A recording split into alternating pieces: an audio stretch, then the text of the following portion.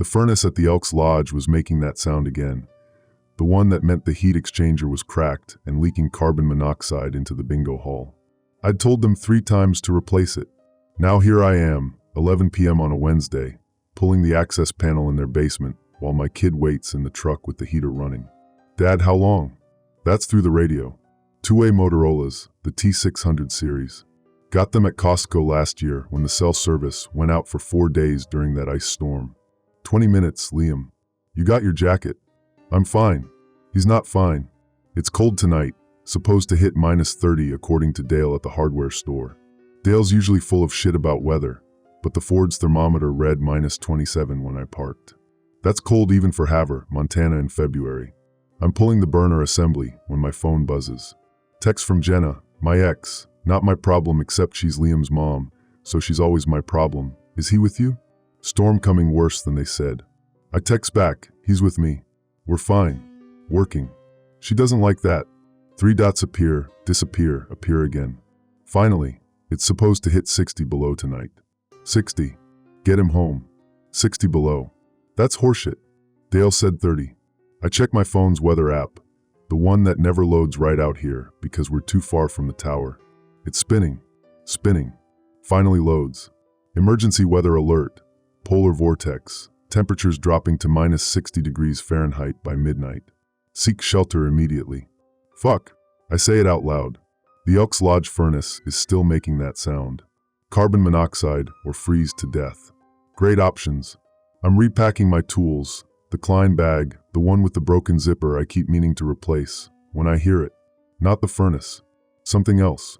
Outside. Sounds like wind, but it's not wind. It's breathing? No. Can't be breathing. That doesn't make sense. Liam, you hear anything weird out there? Radio crackles. Like what? I don't know. Sounds like... I stop because now I'm hearing it clearer. It's not breathing. It's crystallizing. That sound ice makes when it forms too fast, when water goes solid in seconds. I've heard it before, on pipes during hard freezes. But this is louder. This is everywhere. I'm heading up the basement stairs when the lights flicker. Once. Twice. Then steady again. The Elks Lodge has that sodium vapor parking lot light, the one that makes everything look yellow and sick. Through the small window in the stairwell, I can see it's still on. The truck's still running. I can see the exhaust in the headlights. But there's something else in the parking lot. Mrs. Vickers, 2 blocks from the high school. Substitute teacher. She's standing next to the dumpster. Just standing there. No coat. No hat. It's -30, probably -40 by now, and she's in a cardigan sweater. Mrs. Vickers? I push open the door. The cold hits me like a fist. It's not regular cold. This is something else. This is the kind of cold that makes your teeth hurt instantly, that freezes the moisture in your nose before you finish inhaling. She doesn't respond. She's not moving. Not at all. Not breathing, not shifting weight, nothing. I take 1 step toward her. 2. My work boots crunch on the parking lot gravel. The sound is wrong, too sharp, too brittle. Like I'm walking on glass instead of rocks. Mrs. Vickers, you need to get inside. It's... She turns toward me. That's when I see her face. Her skin is white. Not pale. White. Like frost on a window. And her eyes, they're crystallized. Actual ice crystals where her pupils should be. I'm backing up. 3 steps. 4. My hand finds the door handle. That's when she shatters. Not breaks. Not falls. Shatters. Like a glass sculpture hit with a hammer. Her whole body explodes into powder, into glittering dust that hangs in the air where she was standing. Thousands of tiny ice crystals suspended in the yellow light from the parking lot lamp. The powder cloud starts drifting. Toward me. Dad. That's Liam on the radio. Dad, there's someone walking in the street in there, Dad. I'm running. Back inside. Slamming the door. The powder hits the door's window and I watch it. Watch it trying to seep through the weather stripping, through the tiny gaps around the frame. Tiny crystalline particles searching for a way in. My phone rings. Not a text. An actual call. The emergency alert system. Emergency alert. Super freeze. No skin exposure. Airborne ice crystals detected in Havre area.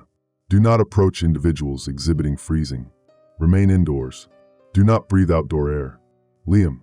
I'm on the radio. Liam, roll up your windows. Now. Right now. Don't ask why, just do it. They're already up, it's cold. Good. Good. Stay there. I'm coming. I'm looking through the door window. The powder cloud from Mrs. Vickers is spreading, drifting across the parking lot. And beyond it, in the street, I can see more people. 4. No, 5. Just standing there in the cold. Not moving. Freezing solid right where they stand. And I can see the crystalline trails, frozen breath forming visible paths through the air. Except the people aren't breathing anymore. The trails are coming from inside them.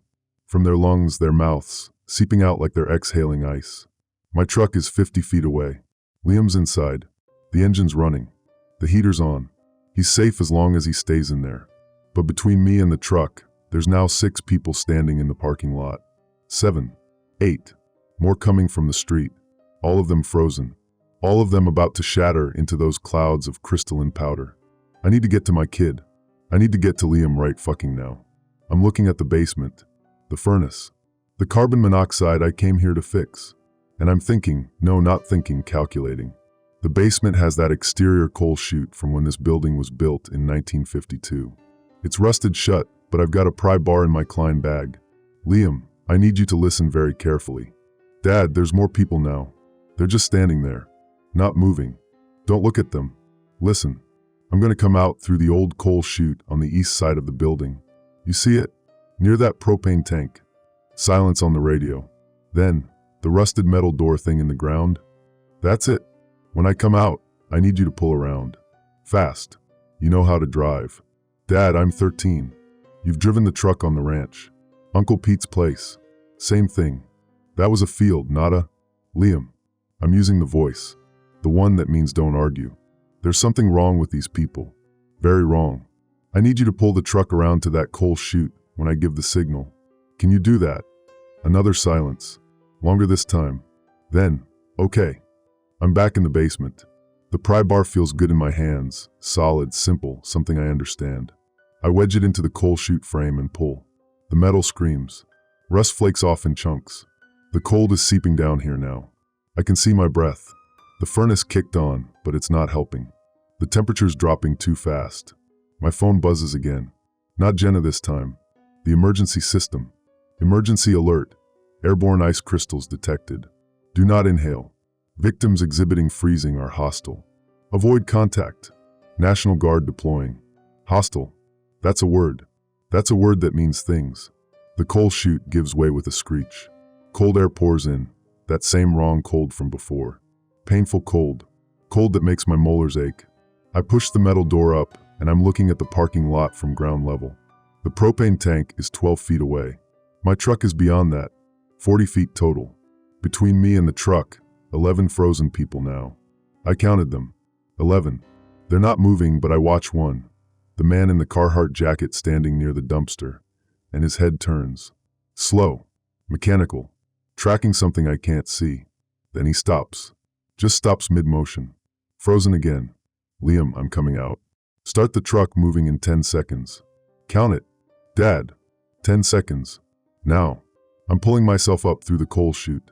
My hands hit the frozen ground, and it hurts. Sharp immediate pain like touching a hot stove, except it's cold. I yank my hands back inside my Carhartt sleeves. The coat's good. The coat's rated to -40. It's not rated for whatever the hell this is, but it's what I've got. I'm out. On the ground.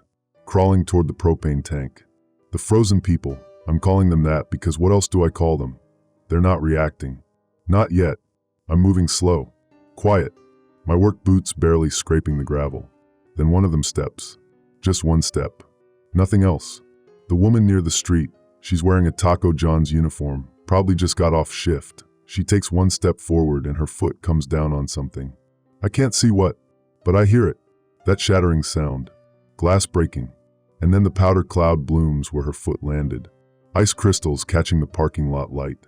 Glittering like someone dumped diamond dust on the pavement. She doesn't react. Just stands there with her foot in the cloud. And I watch, I can't not watch, as the powder starts climbing her leg. Spreading. Growing. Not fast but steady. Like frost creeping across a windshield, except it's moving up her body. My truck's engine revs.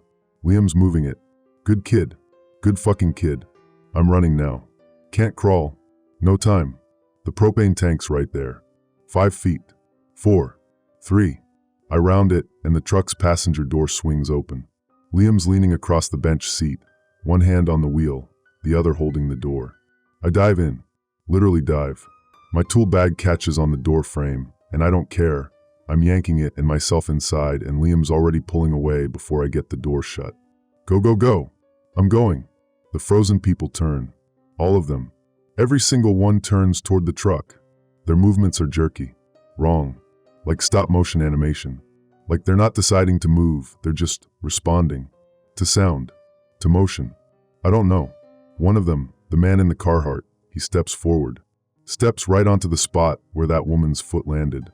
Right into that powder cloud. And he shatters. Not like Mrs. Vickers. Worse. He explodes into powder mid-step. The whole cloud of him just hangs there in the air, suspended, and then it starts moving. Drifting. Not randomly. Toward the truck. Faster, Liam. I'm in second gear. Third. Fourth. Just go. The powder hits the rear window.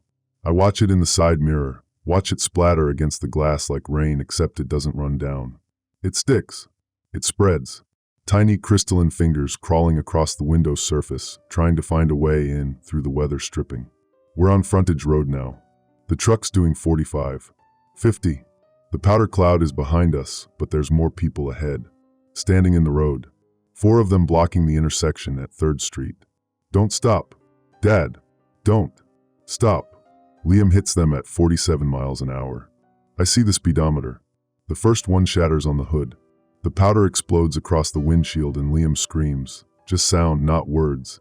And I'm reaching over, grabbing the wheel because he's let go and covered his face. The truck's fishtailing. The powder on the windshield is spreading. Crawling. Blocking visibility. I've got one hand on the wheel and the other hitting the wiper control. The blades move and they streak the powder but don't clear it. They can't clear it. It's too sticky. Too alive. Windshield washer fluid. Already tried frozen. Of course it's frozen. Everything's frozen.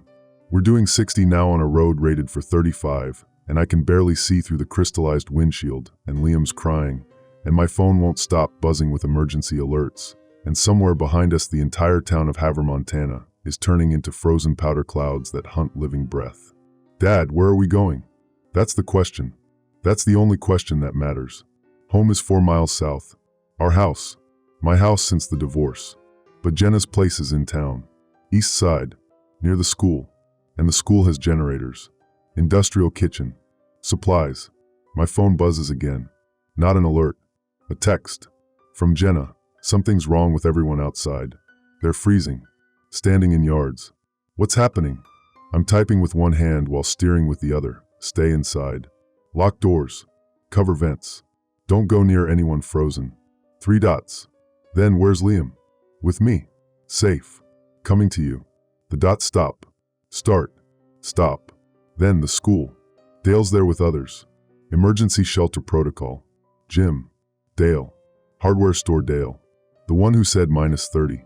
Guy can't predict weather for shit, but apparently he's smart enough to get to the school when things go wrong. We're going to Havre High School, I tell Liam. Your mom's heading there. It's got generators, supplies. Dad. His voice is different now. Flat. Look at the temperature gauge. I look. The truck's internal thermometer. It reads -53. And dropping. Havre High School is lit up like a prison. Every light on. The parking lot's full, maybe 60 vehicles, but half of them have their doors open. Empty. Like people got out and just walked away. There's a truck blocking the main entrance. A National Guard truck. The green kind with the canvas cover. But there's no soldiers. Just the truck sitting there with the engine running and the driver's door open and nobody inside. Dad, we should. Stay here. Lock the doors when I get out. You can't. Liam. I'm looking at him. My kid. 13 years old. Supposed to be worried about algebra tests and whether he makes JV basketball. Lock. The doors. I'll bang on the hood 3 times when I come back. 3 times. Not 2. Not 4. 3. You understand? He nods. His face is pale. Not frozen pale. Just scared pale. Regular scared. The normal kind. I'm out. The cold hits me, and it's worse now. -58 according to the truck. My lungs hurt when I breathe. Each inhale feels like swallowing broken glass. I pull my Carhartt collar up over my nose and mouth. The fabric freezes instantly, frosted with my breath. The school's main entrance is glass doors. Double doors with that safety glass that has the wire inside. Through them I can see the hallway. There's people inside. Moving. Not frozen. That's good. That's something. I'm 10 feet from the doors when I see the crystals. They're on the ground. Everywhere.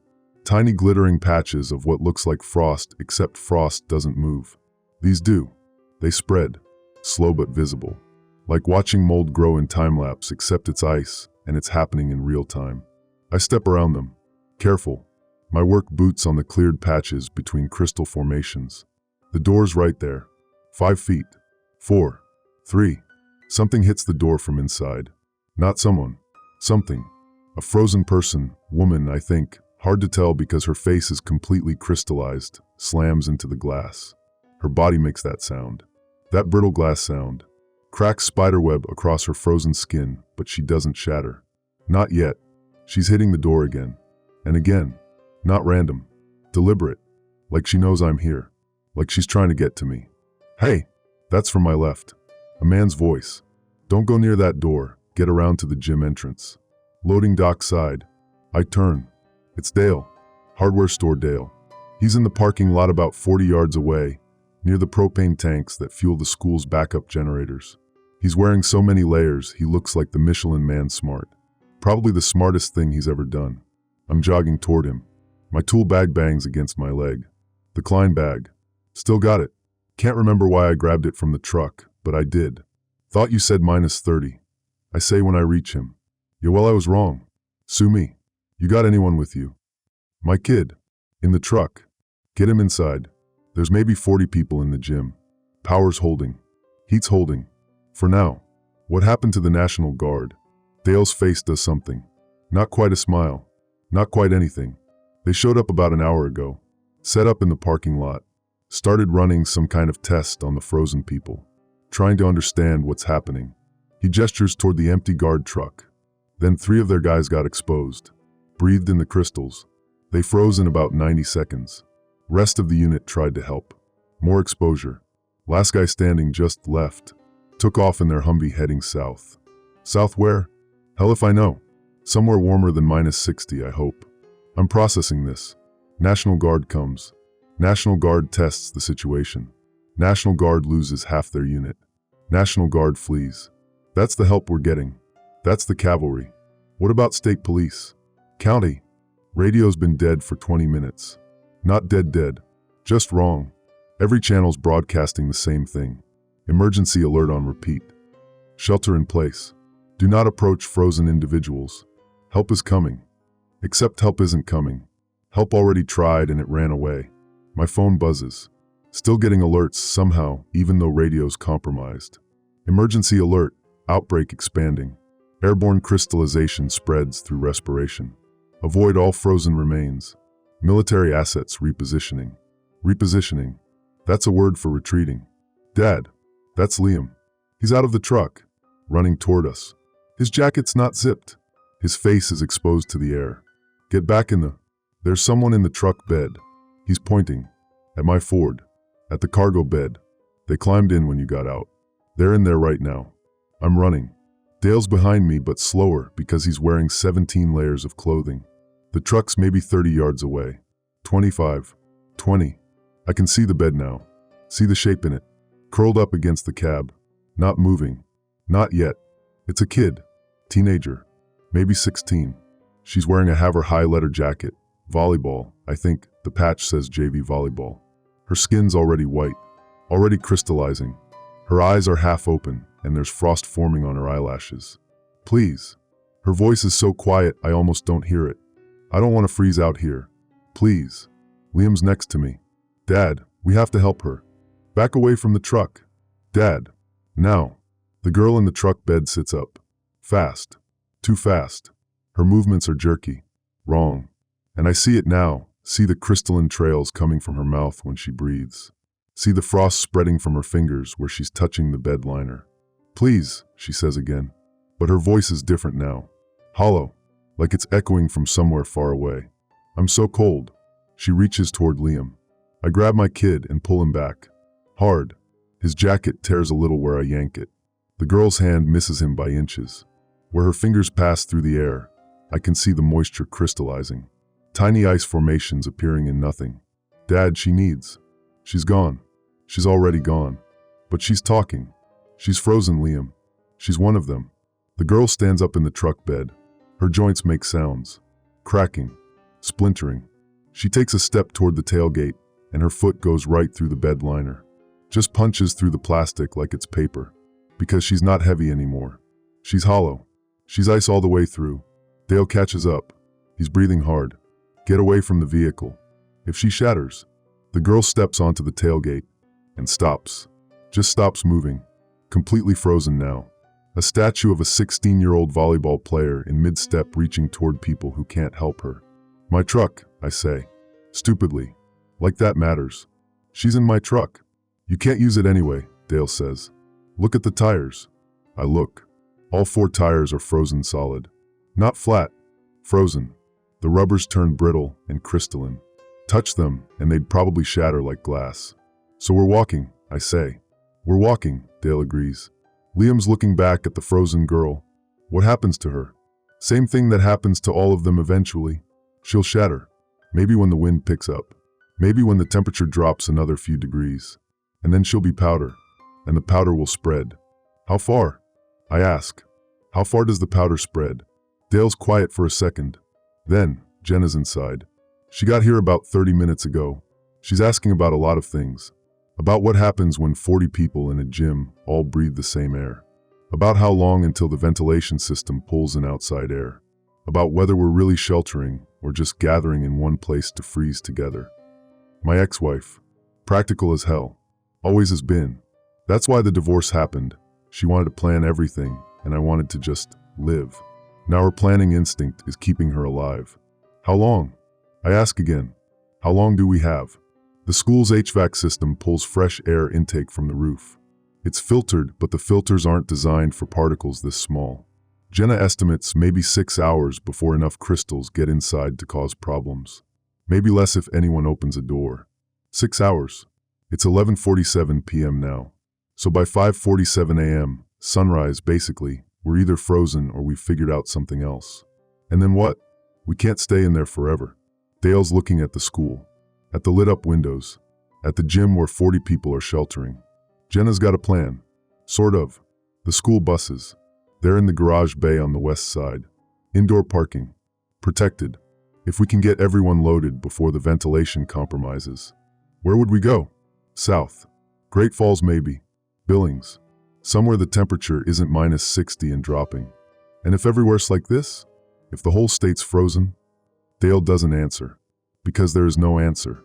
Because if Montana's gone, then maybe Wyoming's gone, and maybe Idaho's gone, and maybe this cold snap isn't stopping. Liam tugs my sleeve. Dad. The girl. She's moving again. I turn. The frozen volleyball player is still standing on my truck's tailgate. But her head's turning. Slow.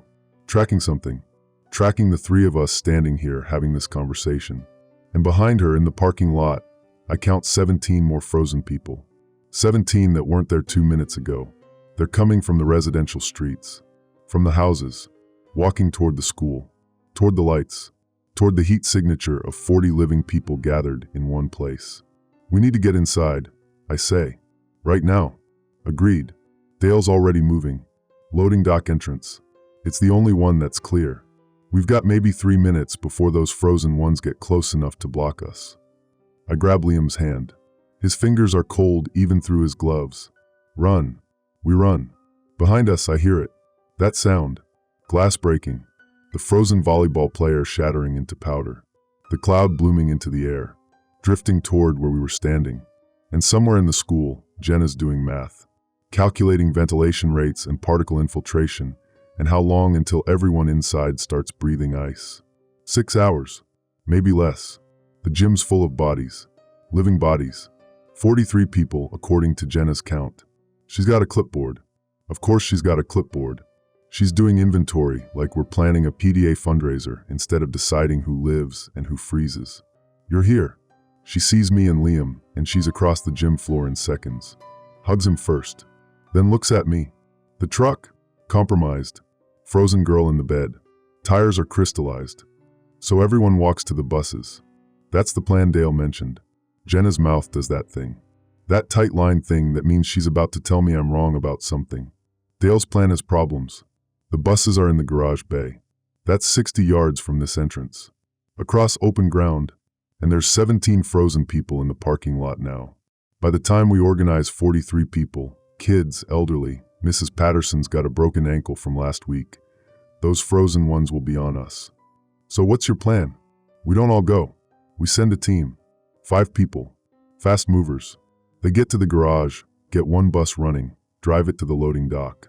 Everyone loads through the dock door. Covered approach. Protected. I'm seeing the flaw already. If the team doesn't make it, then everyone dies here when the ventilation fails. Yes, I'm aware. Dale's next to us now. He shed some layers. Looks more human. Jenna's right. We need a fast team. I'm volunteering. You're 63 years old, Jenna says. I'm 61 and I know where the bus keys are. I used to drive substitute routes when the district was short. Keys are in the maintenance office inside the garage.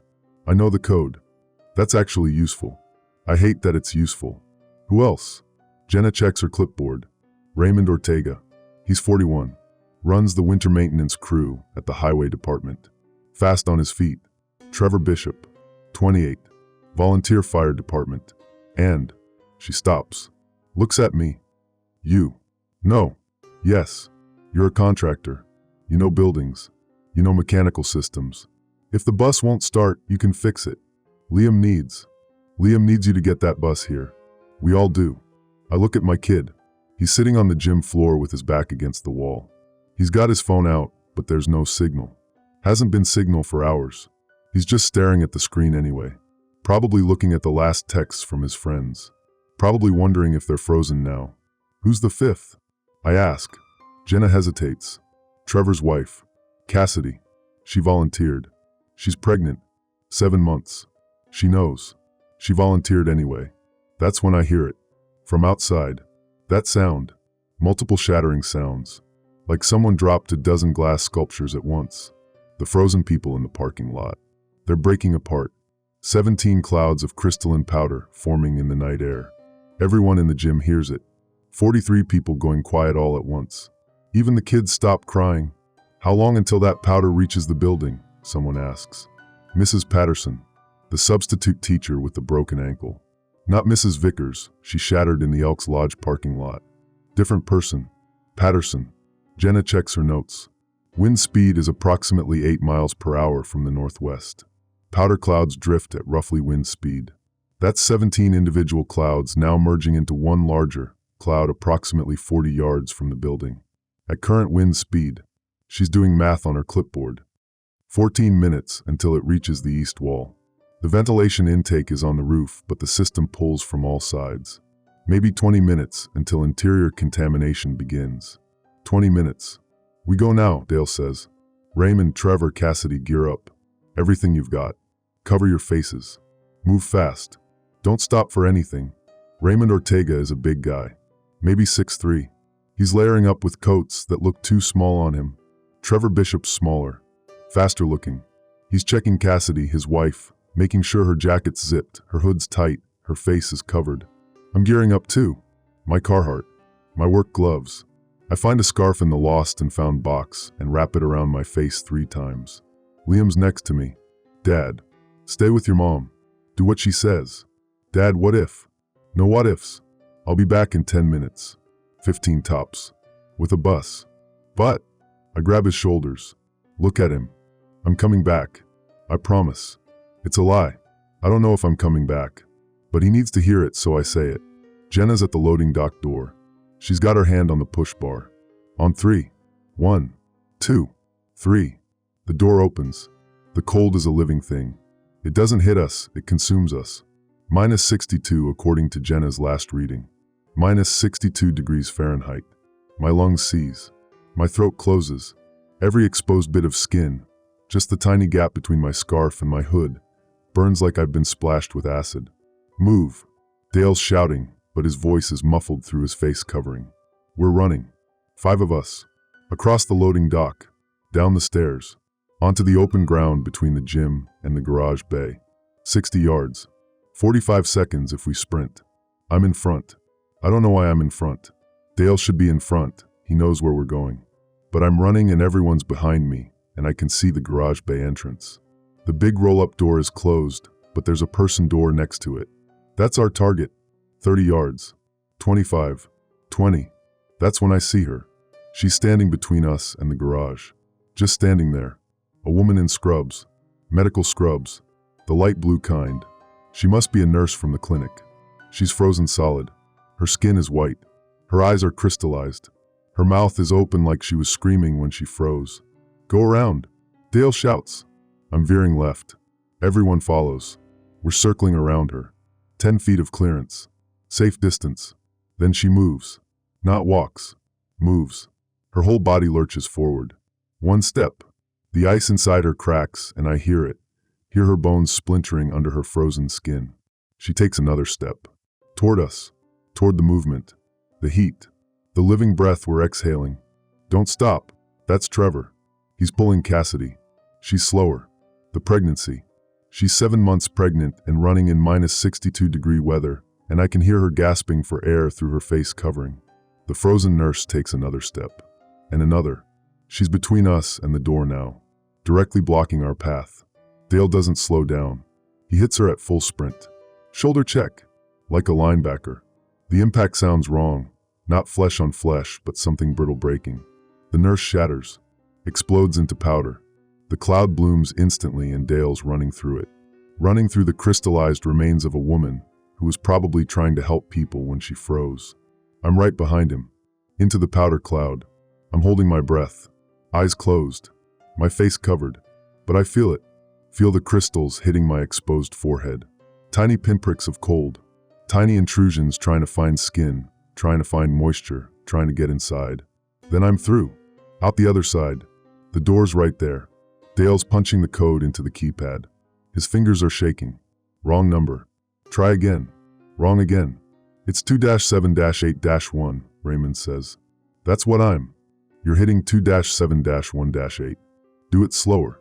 Dale slows down. 2-7-8-1. The lock clicks. The door opens. We're inside. All 5 of us. I'm counting. Dale. Raymond. Trevor. Cassidy. Me. 5 people. We made it. The garage bay is huge. Industrial space. 6 school buses parked in 2 rows. The air in here is cold, but not outside cold. Maybe minus 20. Maybe minus 30. Feels like summer compared to outside. Keys are in the office. Dale's pointing to a glass-walled office at the far end. Raymond, you're with me. Rest of you get a bus ready. Number 3. It's the newest. Best chance of starting in this cold. Trevor and Cassidy are already moving toward bus 3. I'm following. My hands are numb. My face is numb. That spot on my forehead where the crystals hit, it's burning. Cold burning. I pull off my glove and touch it. My fingers come away wet. Not blood. Something else. Clear fluid. Like the moisture from my skin is weeping out. You okay? Trevor asks. Fine. Let's get the bus started. I'm not fine. The wet spot on my forehead is spreading. I can feel it. Cold spreading from that point. Into my skin. Under my skin. But we need this bus running. We need to get 43 people out of here. Including Liam. Including my son. Trevor's in the driver's seat. Cassidy's next to him. I'm checking the engine. The bus is diesel. Good. Diesel works better in cold than gas. But the fuel might be gelled. The battery might be frozen. The starter might be seized. Dale and Raymond come back with the keys. Dale's face is pale. Paler than it should be. Code was right, Raymond says. But the office was cold. Really cold. Someone left the window open. Everything in there is frozen. Including. He stops. Including what? The maintenance supervisor. Guy named Patterson. He's at his desk. Frozen. He's been dead for hours. Patterson. Mrs. Patterson in the gym has a broken ankle. Mr. Patterson is frozen at his desk. She doesn't know yet. Nobody's told her. I file that away. Not important right now. Right now we need this bus. Try it, I tell Trevor. He turns the key. The starter grinds. Once. Twice. Then catches. The engine turns over. Coughs. Dies. Again. He tries again. Same thing. Grinding. Catching. Running for 2 seconds. Dying. Fuel's gelled, I say. We need to warm the fuel lines. How? Dale asks. I'm looking around the garage, looking for heat sources. There's a kerosene space heater in the corner. The tall kind on wheels. Get that heater under the bus.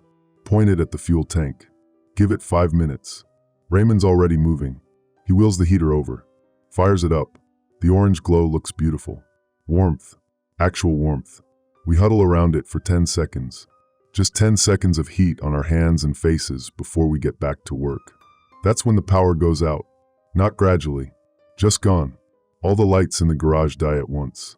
The only illumination now is the orange glow from the kerosene heater and the emergency exit signs running on battery backup. Transformer froze, Raymond says. Probably. Or something in the grid failed. Doesn't matter. The heater runs on kerosene. It'll keep working. But the garage door opener is electric. We can't open the main door. I'm looking at the big roll-up door. It's chain-operated with an electric motor. There's a manual release, but it takes 2 people to lift. And the door weighs maybe 800 pounds. And we'd have to open it to the outside. To the minus 62-degree air, filled with crystalline powder clouds. We use the side door, Cassidy says. The one we came in through. It opens out. We drive the bus straight at it. Break through. That's a steel door, Trevor says. The bus can't.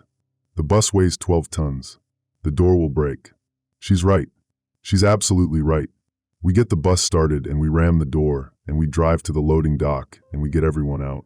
If the bus starts, if the door breaks, if the powder clouds haven't reached the gym yet, if, 5 minutes, the fuel line's heating up.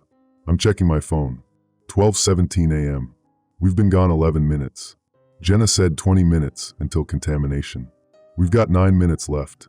The cold spot on my forehead is spreading. I can feel it now in my right temple, creeping down toward my eye. When I touch it, my fingers stick slightly, like touching frozen metal, like my skin is becoming something else. Try the bus again, I tell Trevor. He turns the key. The starter grinds. The engine catches, runs, keeps running. The exhaust billows in the cold garage air. Yes. Raymond punches the air. Yes, let's go. We're piling onto the bus.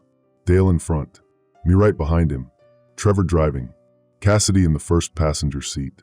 Raymond in the back making sure the rear emergency door is locked. Hold on, Trevor says. Then he guns it. The bus lurches forward. 12 tons of steel and diesel accelerating toward a steel door. 20 feet. 15. 10. The impact is huge. Catastrophic. The door doesn't break, it explodes. Metal screaming. Hinges ripping out of the frame. The door tears away and the bus is through. Outside, in the minus 62-degree air. And I see them. The powder clouds. 3 of them. Massive. They've merged into 3 distinct formations drifting across the parking lot. Drifting toward the gym. Toward the loading dock. Toward 43 people waiting inside. Go! Dale's shouting. Go, go, go! Trevor's driving. But the clouds are moving too. One of them is directly between us and the loading dock. 40 feet wide. 20 feet tall. A wall of glittering crystalline death suspended in the freezing air. We can't drive through that, Cassidy says. We have to, Trevor says. Everyone in the gym. If we drive through it, it'll get inside the bus. Through the vents. Through every gap. We'll freeze. So what do we do? Dale asks. And that's the question. That's the only question. Do we drive through the powder cloud and save 43 people while killing ourselves? Or do we drive around it and hope we have time, knowing that every second we delay, the clouds drift closer to the gym? I'm thinking about Liam, my kid, 13 years old, inside that gym, breathing air that's becoming contaminated, breathing ice. I'm thinking about Jenna, my ex-wife, making calculations on her clipboard, doing math to figure out how many more minutes everyone has. I'm thinking about Mrs. Patterson, with her broken ankle, who doesn't know her husband froze to death in the maintenance office. I'm thinking about 43 people. And I'm thinking about 5 of us on this bus. Trevor's looking at me. You're the senior guy here. You make the call. Through the cloud or around it? Through the cloud. We save everyone. We die doing it. The crystals will kill us in 90 seconds, according to what happened to the National Guard. But 90 seconds is enough time to reach the loading dock. Enough time for everyone to board. Enough time for Trevor to hand over the wheel to someone else before he freezes solid. The 43 people in the gym get out. The 5 of us on this bus don't. Around the cloud we live. Maybe. We drive the long way around the parking lot. Add 30 seconds. Maybe 45. We reach the loading dock, but those 45 seconds might be the difference. The gym's ventilation might already be compromised. People might already be breathing crystals. By the time we get there, how many of 43 will still be alive to board? Choose, Trevor says. Now. The cold spot on my forehead has reached my eye.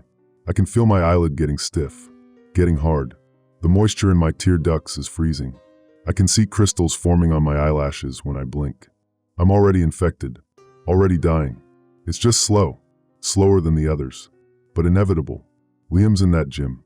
My son is in that gym. Drive through, I say. Straight through. Full speed. Don't stop. Cassidy makes a sound. Not a word. Just sound. Trevor's hands tighten on the wheel. Dale closes his eyes. Raymond from the back. God help us. Trevor floors it. The bus accelerates toward the powder cloud. 30 feet. 20. 10. We hit it at 40 miles an hour. The world becomes white. Pure white. Crystalline white. The windshield is instantly covered. Not frosted, transformed. The glass itself is turning to ice. Cracks spiderweb across it. The powder is everywhere, pouring in through the vents, through the door seals, through every microscopic gap in the bus's body. I can see it in the air inside the bus. Glittering particles suspended in the headlight beams. Beautiful, terrible, like someone poured diamond dust into the atmosphere. I breathe. Can't help it. Can't hold my breath forever. The crystals go into my lungs. It feels exactly like I imagined drowning feels. Except it's cold. Ice cold. The moisture in my lungs is freezing instantly. Crystallizing. My alveoli are turning into tiny ice formations. My breath comes out in visible crystalline trails. Dale's next to me. He's clutching his chest. His face is already white.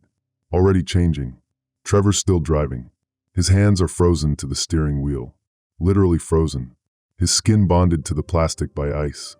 But he's keeping the wheel straight, keeping the bus moving. 20 feet, 30, 40. We're through, out the other side of the cloud.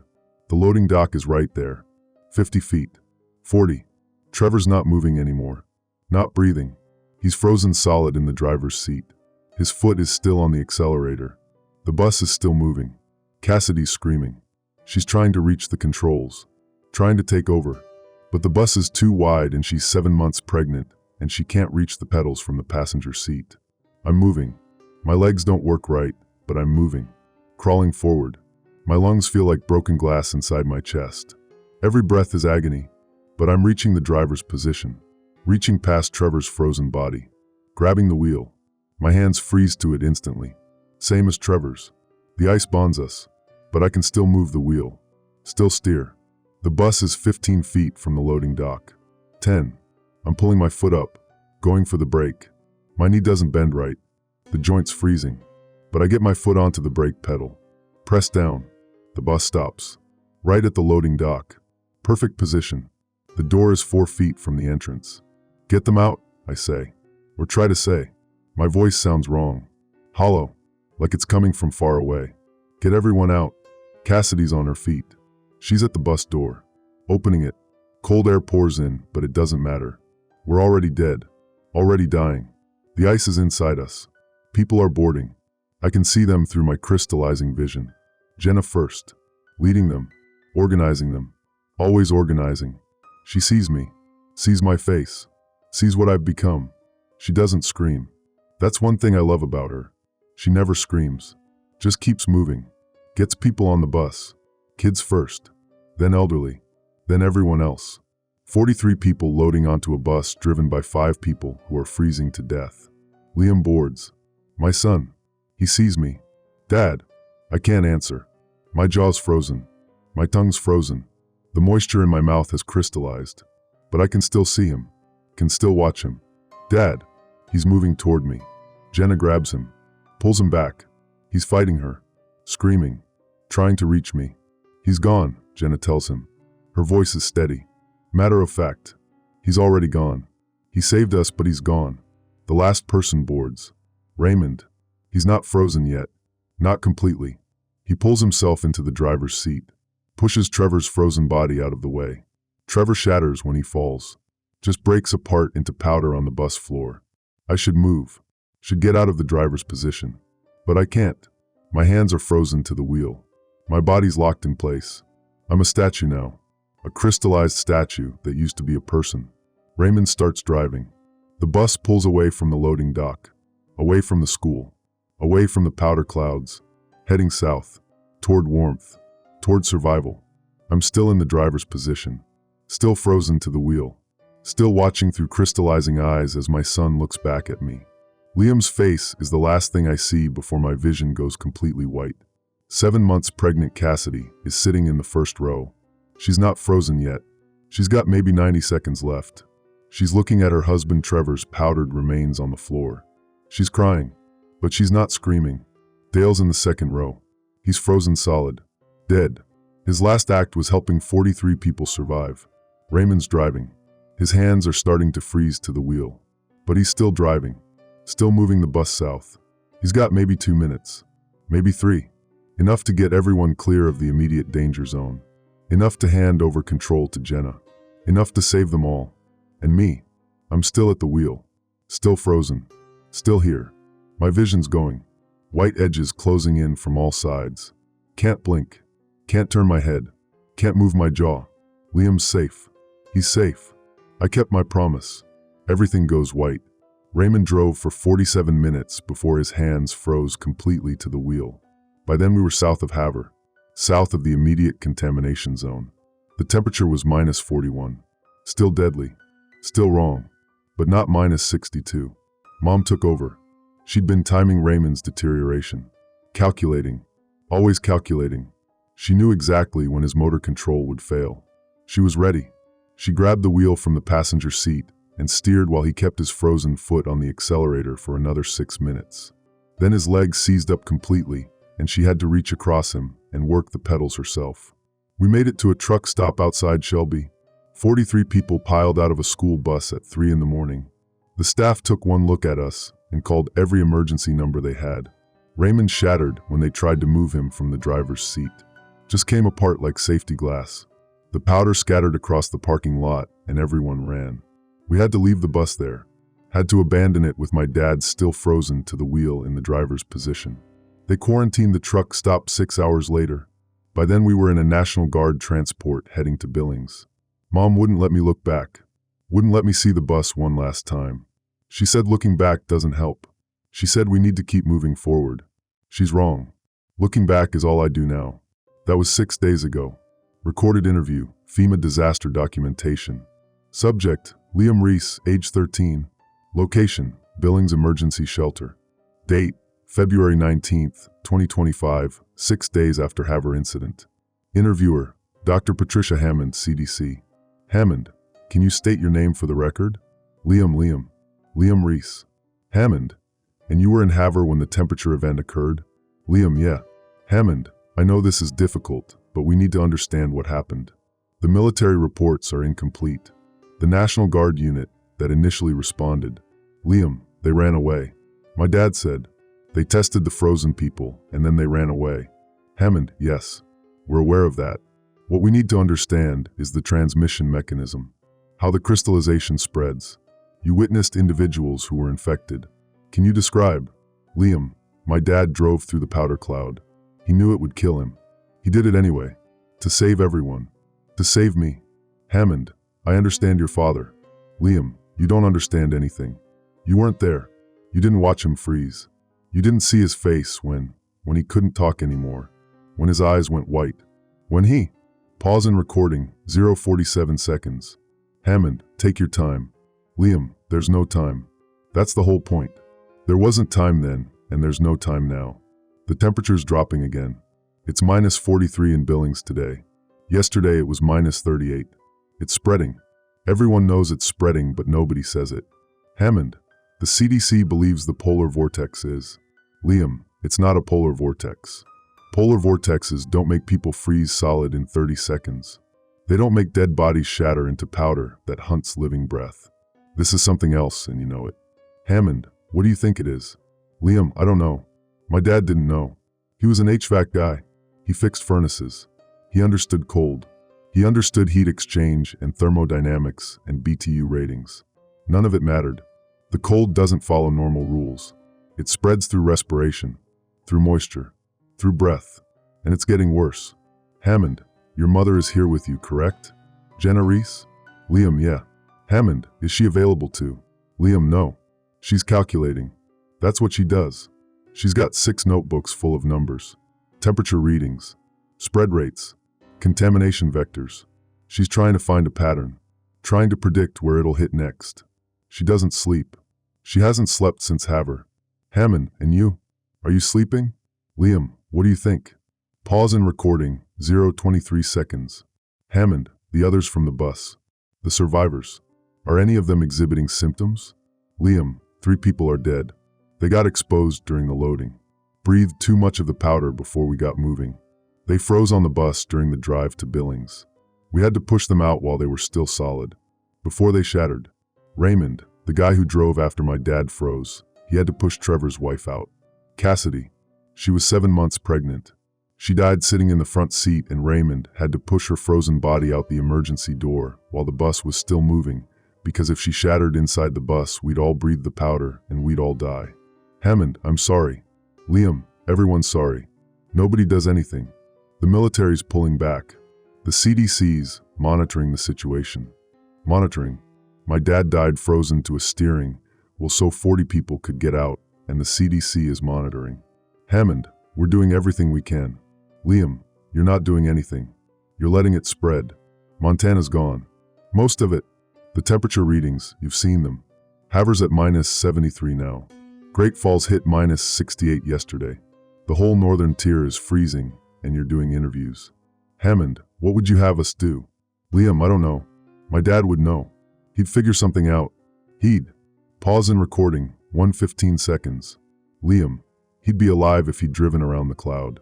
If he'd taken the long way. Mom did the math. 47 extra seconds. That's all it would have cost. 47 seconds, and maybe 2 or 3 people in the gym would have breathed contaminated air before we got there. Maybe they would have frozen. Maybe not. But my dad would be alive. Hammond, he made a choice to save. Liam, he made the wrong choice. He should have saved himself. He should have thought about me instead of 40 strangers. He should have been selfish. But he wasn't. He was never selfish. And now he's frozen in a school bus driver's seat in Haver, Montana, and I can't even get to him because the whole town's a contamination zone, and the military won't let anyone in. Hammond, the quarantine is for. Liam, the quarantine is bullshit. It's already out. It's already spreading. Billings will be next. Then Casper. Then Cheyenne. You can't quarantine cold. You can't stop air from moving. The powder clouds drift on the wind, and wherever they go, people freeze. Hammond, we have teams working on. Liam, do you know what he looked like? When he was freezing, his skin turned white, completely white, like printer paper. And his eyes, the moisture in his eyes crystallized, and I could see the ice forming on his pupils. He was looking at me. He was looking right at me, and I watched him die, and I couldn't do anything. Mom pulled me back. She wouldn't let me touch him because if I touched him, I'd get the crystals on my skin, and then I'd freeze too. Hammond, that must have been. Liam, don't do that. Don't try to therapize me. I don't need therapy. I need my dad back. I need the temperature to go back to normal. I need the dead to stay dead instead of shattering into powder clouds. I need this to stop, and it's not stopping. Pause in recording, 0:55 seconds. Hammond, is there anything else you want to tell us? Anything that might help us understand the transmission mechanism? Liam, yeah. One thing. The frozen people, they track movement. They track heat. They're not just standing there randomly. They're hunting. They're moving toward living people, toward breath, toward warmth. And when they shatter, the powder does the same thing. It drifts toward heat sources, toward people. It's not random wind patterns. It's deliberate. Whatever this is, it wants to spread. Hammond, that's important information. Thank you. Liam, you're going to write it down in a report and file it, and nothing will change. The military will keep pulling back. The CDC will keep monitoring. And my dad will stay frozen in that bus, and I'll stay here in Billings watching the temperature drop 1 degree at a time until we're all frozen too. Hammond, we're not going to let that. Liam, you can't stop it. Nobody can. My dad couldn't, and he was the smartest person I knew. He understood systems. He understood how things worked. And it didn't matter. He died anyway. We all die anyway. Some of us just freeze first. End recording. Supplementary notes, Dr. Hammond. Subject displays signs of acute trauma and survivor's guilt. Mother, Jenna Reese, is exhibiting obsessive documentation behavior and possible dissociative symptoms. Both remain in Billings shelter as of this interview date. Temperature in Billings, minus 43 degrees Fahrenheit and falling. Subject's father's remains are still in the school bus in Havre, Montana, which is now under military quarantine. Body cannot be retrieved. Body cannot be buried. Body will remain frozen indefinitely or until the bus is destroyed to prevent powder contamination spread. Subject is aware of this. Subject mentions it frequently. The National Guard unit that initially responded to Havre has been completely disbanded. 7 members froze during the initial response. 4 members fled and were later court-martialed. The remaining members are under psychiatric observation. CDC currently has no effective containment protocol. Military is establishing a quarantine line along the Montana-Wyoming border. Current projections suggest the line will need to be moved south within 72 hours. Subject Liam Reese is correct in his assessment. We cannot stop it. Temperature readings across northern Montana continue to drop. Current lowest recorded, minus 78 degrees Fahrenheit in Havre. At these temperatures, standard winter survival protocols are ineffective. At these temperatures, life is not sustainable. We are evacuating Billings. We are running out of south. Addendum, Jenna Reese voluntary statement. I calculated everything. I calculated the ventilation compromise time. I calculated the powder drift rates. I calculated the bus approach timing. I calculated the exposure duration required for crystallization. I calculated everything except what it would do to my son to watch his father freeze to death. He made the right choice. Driving through the cloud. Mathematically, it was the correct decision. 43 lives saved at the cost of 5. The utilitarian calculus is clear. But Liam doesn't understand utilitarian calculus. He's 13. He understands that his father is gone, and he's never coming back, and he died frozen to a steering wheel while his son watched. I did the math wrong. I calculated survival rates, but I didn't calculate trauma impact. I didn't calculate what it means to live with watching someone you love crystallize in front of you. The math doesn't account for that. The math doesn't account for a lot of things. Like how I was married to that man for 11 years and divorced him for 3, and I never once told him that I loved his certainty. His absolute confidence that he could fix anything. His belief that every problem has a solution if you just understand the system. He died believing he could fix this. He died doing the math in his head, 43 lives versus 5, and choosing the numbers that saved more people. He died doing exactly what I would have done. And Liam will never forgive either of us for it. The temperature in Billings is minus 43. Yesterday it was minus 38. Tomorrow it will be minus 46. We're evacuating to Casper, then Cheyenne, then Denver, then somewhere south of Denver. We're running out of south. I'm still doing the math. I have 6 notebooks full of calculations. Spread rates, temperature gradients, contamination vectors. I'm looking for a pattern, a predictable model, something I can use to forecast where it will hit next so we can stay ahead of it. But the math keeps changing. The rules keep breaking. Cold doesn't behave like this. Cold doesn't hunt. Cold doesn't spread through respiration. Cold doesn't want things. My ex-husband is frozen solid in a school bus in a quarantine town, and I can't retrieve his body, and I can't bury him, and I can't tell him I'm sorry for all the times I chose planning over living. Liam asks me every day if we can go back for him. Every day I tell him no. Every day he asks why. Every day I tell him the same thing, because the quarantine zone is lethal. Because the temperature there is incompatible with human life. Because his father is already dead, and going back won't change that. Every day he asks anyway. Every day I do more math. The math never helps.